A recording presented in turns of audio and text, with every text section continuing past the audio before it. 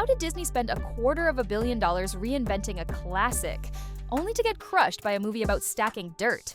Today, we're diving into one of the biggest cinematic faceplants in recent memory. Grab your popcorn, this one's wild. Disney's been spiraling for a while now. Each remake feels less like a celebration and more like a therapy session. The Little Mermaid barely treaded water. Pan and Wendy vanished faster than Tinkerbell in a blackout. And then came Snow White, the supposed crown jewel, but instead of magic, Disney served up a cultural meltdown. Enter Rachel Zegler, young, talented, and somehow the perfect storm. Instead of honoring the role of one of Disney's most beloved princesses, she took a wrecking ball to it, rolling her eyes at the original love story, calling the prince a stalker, and declaring that romance had no place in her Snow White. Rachel turned what could have been a celebration into a lecture. Her attitude wasn't just different, it was dismissive. Fans noticed. Fast. If you despise everything about a story, why agree to star in its remake? It felt like someone volunteering to headline a Batman movie only to rant about how capes are for losers. And just when Disney thought the backlash might simmer down, South Park entered the chat. In a brutal parody, South Park torched Disney's strategy, swapping heart for corporate checklists, replacing genuine storytelling with hollow optics. The villain?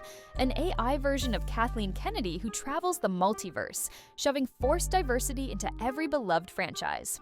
Sound familiar? They didn't have to name Disney. Everyone knew exactly who they meant. This satire wasn't just funny, it stung.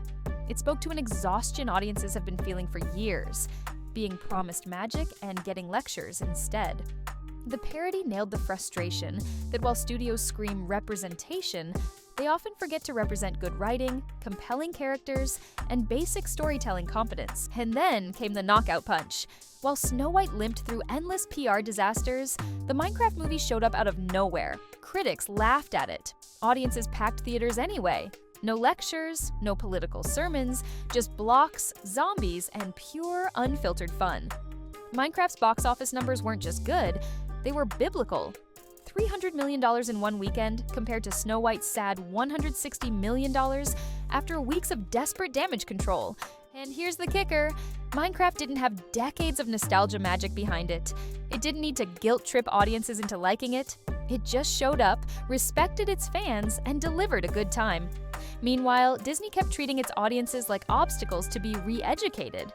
But wait, it gets worse. Rachel Zegler didn't exactly read the room after the initial backlash.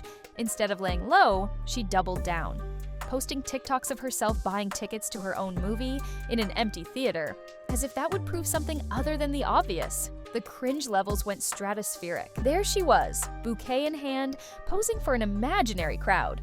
The guy at the counter didn't even know what movie she was there for. It felt like watching someone throw themselves a surprise party, and forgetting to invite anyone. It wasn't endearing, it was painfully tone-deaf. Meanwhile, in another corner of Hollywood, Jack Black was busy doing what Jack Black does best, being absolutely electric. His few minutes in Minecraft brought more charisma, joy, and genuine humor than the entire runtime of Disney's Snow White.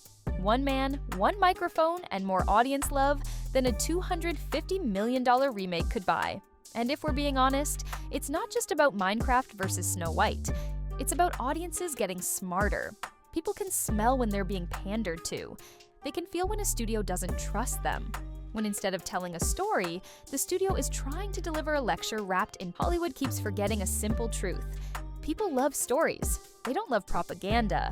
They don't want to be talked down to by actors who seem to think they're better than the very characters they're supposed to bring to life. It's the same reason why other reimagined properties have flopped recently. Audiences aren't rejecting diversity, they're rejecting bad storytelling. They're rejecting the arrogance that says, "We know better than you." What's especially sad is that Snow White had potential. With the right updates, maybe a little more agency for the character, a refreshed narrative that kept the romance but gave her a stronger arc. It could have been magical. But instead of evolving with love, they chose to demolish with disdain. And now, here we are. Disney, the titan of childhood dreams, reduced to chasing TikTok trends and corporate checkboxes. Meanwhile, a movie based on stacking virtual blocks reminded everyone what pure, joyous entertainment feels like. There's a bigger shift happening too.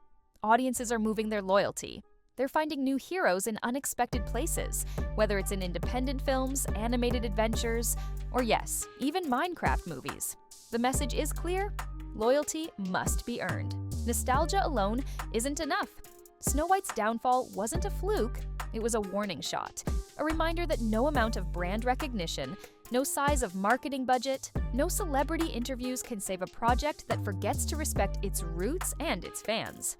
And Disney's attempts at damage control, they were almost more embarrassing than the movie itself.